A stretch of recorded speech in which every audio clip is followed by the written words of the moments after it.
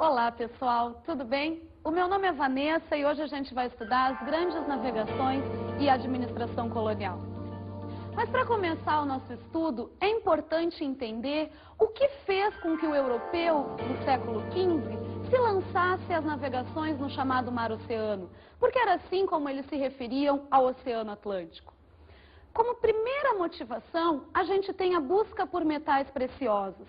Mas essa busca era simplesmente para cunhar moeda, porque esse metal, esse instrumento, tinha se tornado escasso na Europa do período. Também era importante romper com o monopólio comercial que italianos e muçulmanos estavam fazendo com o comércio das especiarias no Oriente. Mas o que são as especiarias, afinal? Bom, especiaria vem da palavra espécia, do latim, mas que significa simplesmente um produto bastante caro, bastante especial, valoroso para o período. Quando a gente fala em especiaria, normalmente a gente lembra de condimento, como cravo, canela, pimenta, mas não é só isso que seriam as especiarias. Remédios, alguns tipos de tecidos, até perfumes também faziam parte desse grupo. Só que a gente sempre lembra de condimento porque eram os condimentos as especiarias mais especiais, mais caras. Daí vem aquela expressão que até hoje a gente usa, caro como pimenta. A pimenta era tão cara porque durante a Idade Média, que foi aquele período anterior ao que a gente está começando a olhar agora, 1000 anos de história, o europeu desenvolveu hábitos alimentares extremamente carnívoros. Se comia muita carne na Europa durante o período medieval. Só que os meios de condicionamento dessa carne eram extremamente precários, normalmente através do uso de sal ou até de fumaça. Enfim, o gosto dessa carne ficava um tanto ruim. E a pimenta, o cravo, a canela vai ser usada exatamente para isso, para disfarçar o gosto, pessoal, de podre da carne que o europeu comia na época. Também é importante, para o início das grandes navegações, a questão religiosa. Hoje, para a gente, isso pode parecer um tanto quanto mentira, mas na época não era, gente. É importante que a gente entenda a visão de mundo do europeu do período. Era importante, sim, levar o cristianismo para outros povos, porque o europeu acreditava que, com isso, ele estava salvando outras almas. Isso vem a partir da Idade Média, quando começa a formação do chamado espírito cruzadístico do europeu. O que é isso? É simplesmente a ideia de salvar, de lutar contra os hereges e transformar esses hereges, na verdade, em cristãos. Essa ideia começou a partir das cruzadas no século XII, quando os europeus foram até onde hoje é o atual Israel, expulsar os invasores muçulmanos daquela região. Nesse contexto, então, a gente pode começar a entender um pouco mais sobre o pensamento desse europeu do século XV.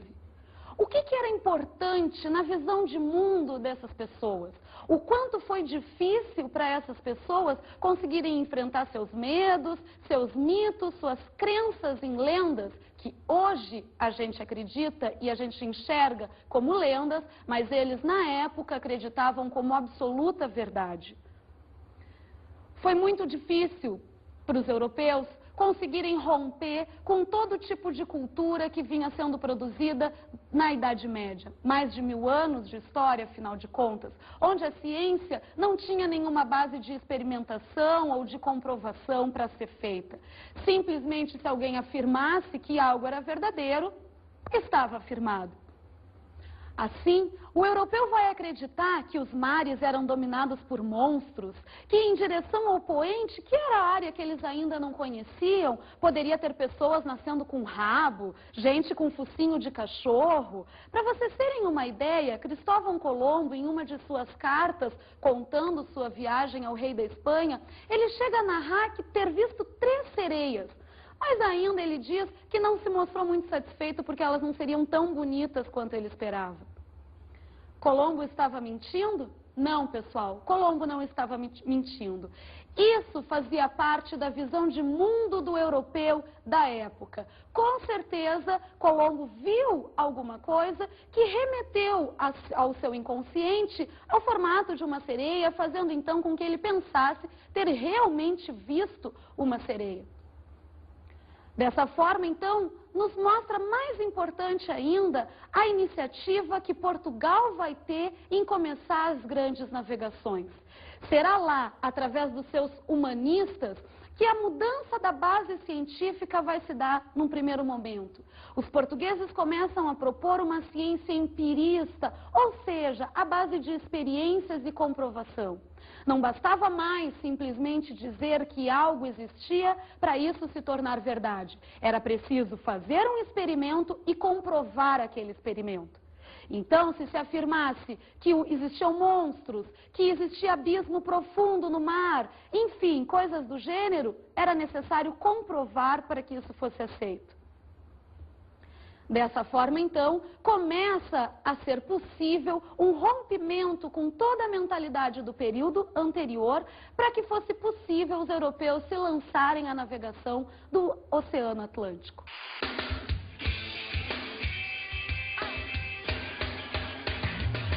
E aquela antiga história que eles falam, que os portugueses chegaram ao Brasil porque eles erraram o caminho das Índias, você acha que isso é verdade ou é pura ficção? Eu acho que é verdade, porque quando eles estavam indo para as Índias fazer o comércio, eles erraram e foram para o Brasil. Acho que não convence, não. Acho que é lenda. E você, ainda acredita em bicho-papão? Não acredito, mas eu acredito que naquela época eles podiam acreditar. Você acha que isso é verdade ou é pura ficção? Eu acho que é verdade, porque eles tinham uma rota traçada, só que como eles tinham medo dos monstros, dos mares, essas coisas assim, eles inverteram a ordem deles e por acaso eles acabaram chegando aqui no Brasil, como eles pensaram que estavam indo para as Índias, aqui chama até os caras de índios, essas coisas assim, e chegam. Não sei, não fazia a menor ideia que eles pensavam isso. Sei lá, de onde que eles tiraram isso? Eu acho que é mentira, porque já tinham chegado antes no Brasil, antes de 1500. É importante também a gente estudar por que foi Portugal e não Espanha, Inglaterra ou França a primeira potência a se lançar às grandes navegações. A razão inicial para isso seria a precoce centralização de poder que aconteceu em Portugal. Foi lá, pela primeira vez, ainda no século XII, que a gente teve a existência de uma monarquia absolutista, um poder único de um rei sobre todo um território. Isso foi possível a partir da famosa Guerra de Reconquista. No século VII, VIII, começou a invasão dos muçulmanos na Península Ibérica.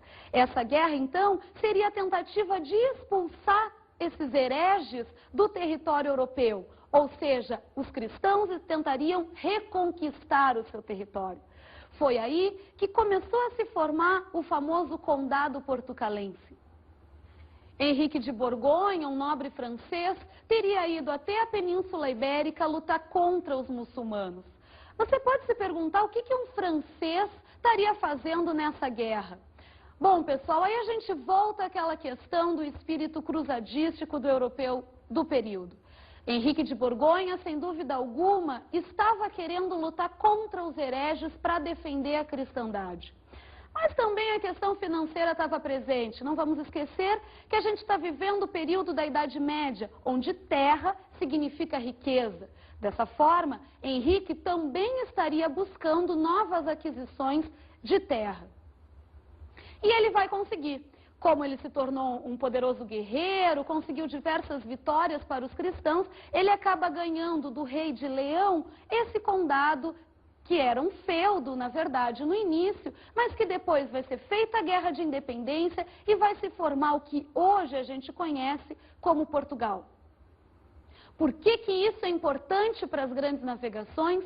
Porque é fundamental a presença de um rei direcionando esforços, direcionando verba para as grandes navegações, para que fosse possível se lançar à navegação do Oceano Atlântico.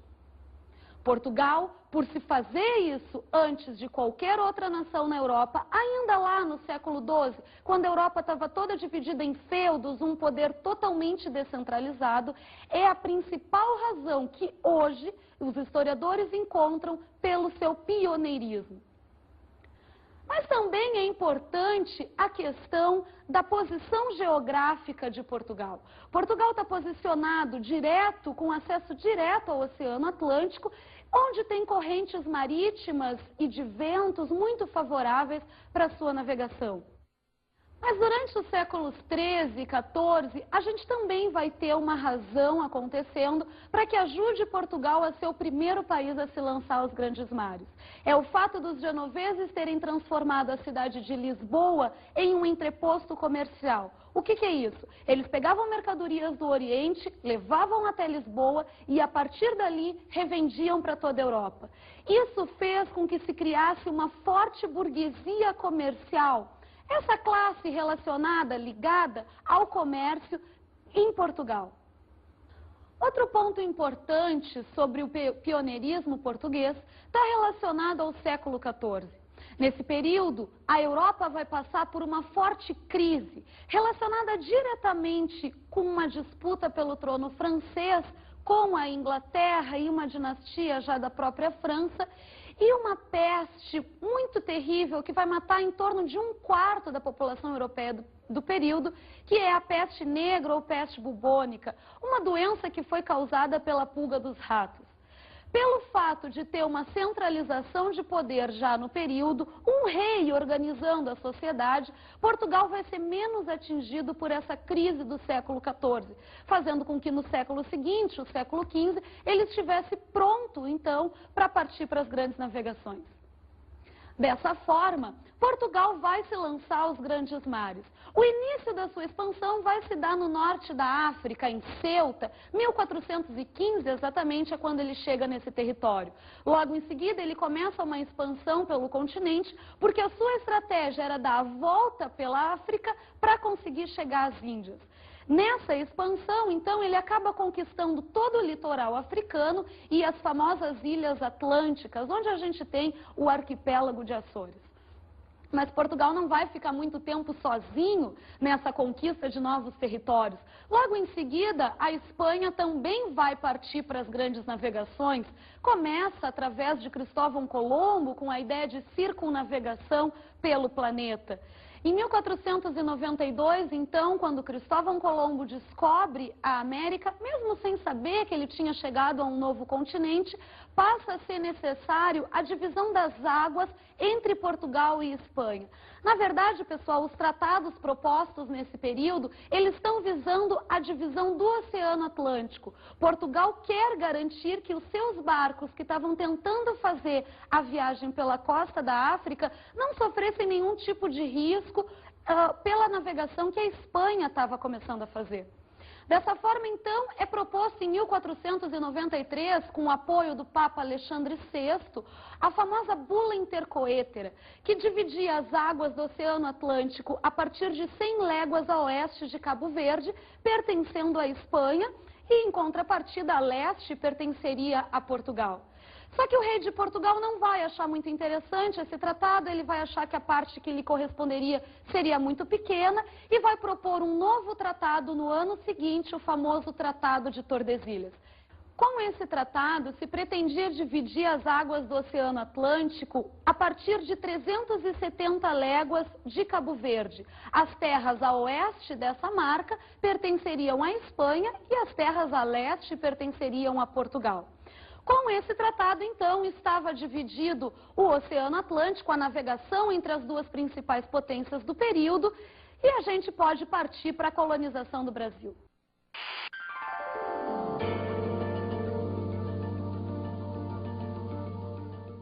Em abril de 1500, chega à costa da Bahia a frota de Pedro Álvares Cabral, que vai tomar posse do território brasileiro. Mas desde o século XIX, historiadores se perguntam se Pedro Álvares Cabral, ou na verdade o rei de Portugal, já sabia da existência dessas terras mais a oeste, ou se na verdade foi mera coincidência a descoberta do território. Hoje se sabe que desde 1492 o rei de Portugal já havia recebido do navegador Duarte Pacheco Pereira cartas narrando o possível território brasileiro. A partir disso, então, acredita-se que o rei de Portugal já sabia, desde antes mesmo do Tratado de Tordesilhas, a existência das terras brasileiras, mas que só com a frota de Cabral foi possível efetivar a posse do território por parte da coroa portuguesa. Uma questão interessante para a gente comentar é sobre a origem do nome Brasil. Por que será que o Brasil se chama Brasil? Na verdade, esse nome não foi dado desde o primeiro momento. O território chegou a se chamar Terra dos Papagaios, um nome dado por comerciantes italianos devido ao estranhamento que esses povos tiveram com as aves daqui do Brasil. Depois também Pedro Álvares Cabral chamou o Brasil de Terra de Santa Cruz, fazendo uma referência ao lenho sagrado, que é a cruz onde Cristo teria sido morto. O pau-brasil teria dado então origem ao nome Brasil. Mas por que o pau-brasil se chama de pau-brasil? Porque quem deu esse nome foram os europeus. Os índios não chamavam essa madeira dessa forma. Novamente, a gente vai ter que se remeter ao europeu do século XV para conseguir responder essa questão. Aquele imaginário fantástico. Será ali que a gente vai encontrar referência às chamadas Ilhas Brasílias. Seria um território muito fértil, onde tudo que se plantasse daria. Os portugueses, então, quando chegaram ao Brasil, teriam remetido a essas famosas ilhas, colocando o nome, inclusive, do principal produto que eles conseguiram encontrar aqui, de pau-brasil. Nos primeiros 30 anos, os portugueses não vão colonizar efetivamente o território. Isso porque ainda era mais interessante para eles o comércio com as especiarias do Oriente. O que vai acontecer no Brasil é a extração dessa madeira riquíssima, o pau-brasil, de onde se tirava uma tintura para tecidos, fazendo escambo, troca com os índios. Também vai acontecer as famosas expedições guarda-costas. Expedições para proteger o território brasileiro e também continuar procurando produtos de maior valor, como, por exemplo, o ouro. A colonização do Brasil vai acontecer porque nesse período de pré-colonial, ingleses e principalmente franceses não vão aceitar o famoso Tratado de Tordesilhas. Ou seja, não vão aceitar essa história do novo mundo ser dividido entre Portugal e Espanha. E vão começar a invadir essas novas áreas. Para conseguir assegurar, então, o domínio efetivo do território, Portugal vai ter que colonizar as novas terras. Dessa forma, o primeiro sistema implantado pela coroa portuguesa vai ser o chamado de capitanias hereditárias. Essa decisão se deveu a vários fatores. Um deles é que esse sistema já vinha sendo empregado nas Ilhas Atlânticas. O rei de Portugal já sabia mais ou menos como administrar terras a partir do sistema de capitanias hereditárias. Mas a segunda razão seria porque, como ainda existia o monopólio português no Oriente, com o sistema de capitanias hereditárias, o rei de Portugal não precisava administrar diretamente a colônia. Ou seja, era uma forma administrativa um pouco mais descentralizada. A partir disso, o território brasileiro do período foi dividido em 15 lotes de terra. Cada lote desse seria dado a um donatário, alguém responsável por administrar, por colonizar a região. Esse donatário não tinha a posse efetiva da terra. Ele era o possuidor, digamos assim, o que não dava direito para que ele revendesse essa terra a outras pessoas. Com isso, então, os donatários começaram a colonizar o território brasileiro. Eles tinham o direito de doar sesmarias, porque como os lotes de terra, as capitanias, eram muito grandes, ficaria mais fácil deles conseguirem administrar. A troca de sistema administrativo vai acontecer por diversos fatores. O principal deles é que os donatários que vieram para o Brasil eram compostos por diversas classes sociais, mas nenhuma delas composta por alta nobreza de Portugal. Isso porque essa classe estava envolvida ainda com o comércio no Oriente. Ou seja, quem veio para o Brasil, na verdade, era quem não tinha muito dinheiro para colonizar essas terras. Também vai ser importante a troca administrativa, porque nesse período o rei de Portugal vai começar a perder suas possessões no Oriente. França, Inglaterra, Holanda, a própria França vão começar também a querer esse comércio no Oriente, enfrentando guerra contra Portugal. Por isso, o rei de Portugal, então, vai resolver colocar no Brasil um sistema administrativo mais centralizado, de forma que ele conseguisse extrair mais riquezas da terra. É dessa forma que vai começar o sistema de governos gerais no Brasil em 1548. O território continua sendo dividido em capitanias hereditárias, mas quem está sob o comando maior é o governador-geral, um funcionário escolhido pelo rei. Na verdade, ele não vai administrar sozinho todo o território brasileiro. Ele vai ser auxiliado ainda por 3 funcionários. O famoso ouvidor-mor, que seria o responsável pela justiça, o capitão-mor, que seria responsável pela defesa do território, e o provedor-mor, que seria responsável por administrar os recursos financeiros vindos para a colônia. Esses funcionários seriam eleitos pelas câmaras municipais, que por sua vez seriam compostas pelos chamados homens bons. Esses seriam homens ricos e cristãos, não poderia ser os chamados cristãos novos, ou seja, judeus convertidos. Dessa forma, vão vir então os governadores gerais para o Brasil. O primeiro é Tomé de Souza, que vai transformar a capital da colônia em Salvador. Também será no governo de Tomé de Souza que chegarão ao Brasil os jesuítas com o objetivo de começarem a catequizar os índios. Logo em seguida, chegará o Duarte da Costa, um novo governador. Nesse período, um forte conflito entre jesuítas e entre senhores de engenhos começará a acontecer. Isso porque os jesuítas não queriam permitir que os senhores de engenho escravizassem os índios aqui no Brasil. Também vai acontecer o governo de Mendes Sá, que vai ser responsável pela expulsão dos franceses do território brasileiro e a formação da cidade de São Sebastião, do Rio de Janeiro. A forma de exploração que os portugueses vão encontrar para receber dinheiro, para conseguir extrair lucros aqui da colônia, será através do cultivo de cana. Mas essa cana vai ser cultivada de uma forma um pouco diferente para o período, que é o que a gente chama de plantation. Plantation é uma expressão inglesa que a gente dá para simplesmente uma produção que é voltada para um mercado externo. Essa produção seria uma monocultura, no caso do Brasil, a cana-de-açúcar, e que usaria como serviço, como trabalhador, a mão de obra escrava. No caso do Brasil, a gente vai usar mão de obra escrava africana, diferentemente do que acabou acontecendo na América Espanhola ou na maior parte da América Espanhola. Aí a gente começa a entrar numa questão um pouquinho complicada. Por que o Brasil vai usar mão de obra escrava africana e não indígena? Na verdade, tem diversos fatores influenciando nessa escolha da coroa portuguesa. No começo da colonização, era permitido sim que fossem escravizados índios aqui dentro do Brasil. Mas com o correr do processo, acabou se optando pela mão de obra africana. Isso porque o tráfico negreiro, dominado pela coroa portuguesa, na costa africana, era extremamente lucrativo. E tanto a Igreja Católica quanto a coroa, que vendia concessões para que particulares pudessem explorar esse tráfico, ganhavam muito a partir desse comércio. Mas não é apenas por questões financeiras que a opção pelo negro foi feita. Na verdade, também temos questões religiosas e também demográficas dizendo respeito a isso.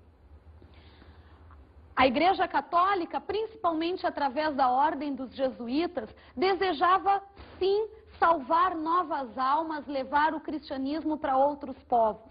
E a opção acabou sendo por salvar almas indígenas, porque na época acreditava-se que o negro não tivesse alma, ou seja, não poderia ser salvo. Por isso, da escolha do gentil, que era a forma como eles se referiam aos indígenas. A diminuição demográfica que a população indígena vai sofrer nos primeiros 30 anos de exploração do território brasileiro também vai ser uma das razões pela escolha do negro. Mesmo que a coroa permitisse a escravização indígena, já existia um número inferior do que seria o necessário para a produção de cana no Brasil. Seria necessário, de qualquer forma, trazer outro tipo de trabalhador para dentro do território.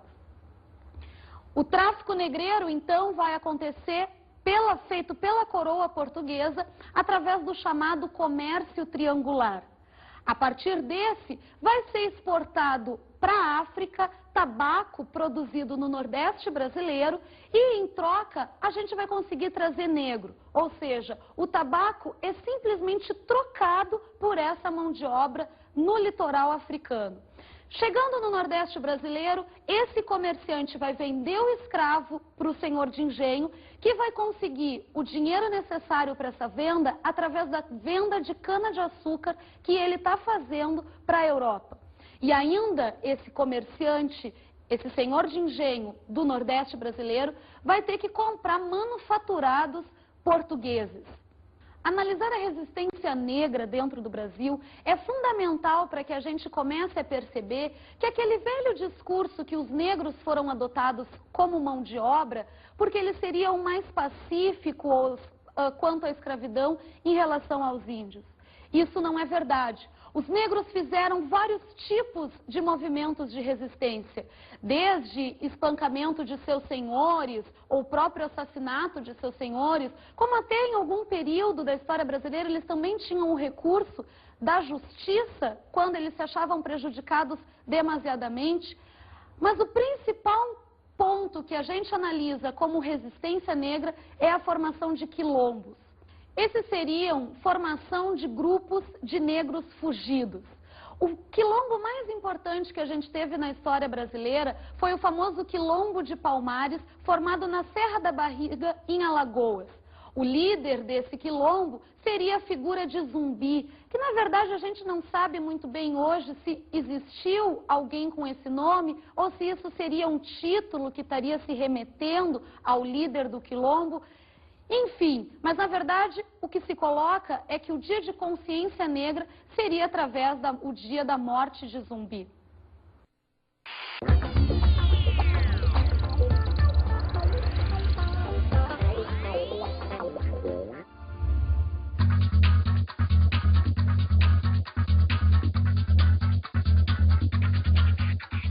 Bem, pessoal, as minhas dicas de estudo para a aula de hoje seria vocês assistirem em primeiro lugar o filme Desmundo, do diretor Alain Fresnot, que mostraria um pouquinho do início da colonização de Portugal aqui no Brasil. Num segundo momento, seria interessante vocês também assistirem ao filme 1492, A Conquista do Paraíso, do diretor Ridley Scott. Esse filme vai mostrar para vocês a viagem de circunnavegação de Cristóvão Colombo. Bem, pessoal, por hoje é só e até a próxima.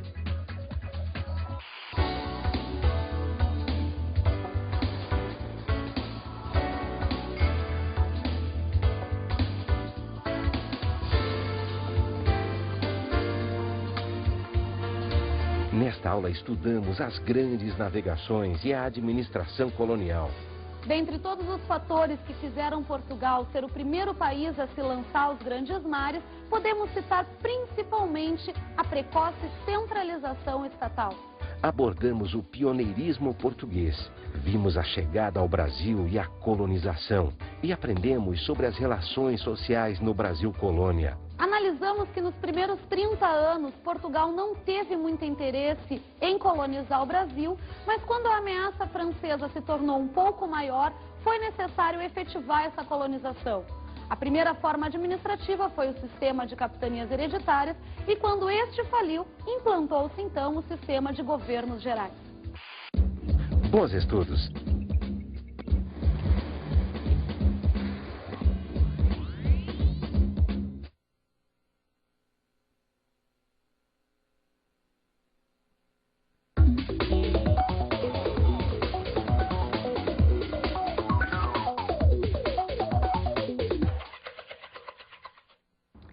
Bem, gente, com a temática da aula de hoje, grandes navegações e esse início de colonização portuguesa aqui no Brasil, eu acredito que seja interessante desmistificar um pouco esse caráter de heroísmo que por muito tempo a história tradicional levou para os livros didáticos, fazendo com que os nossos alunos pensassem dessa forma.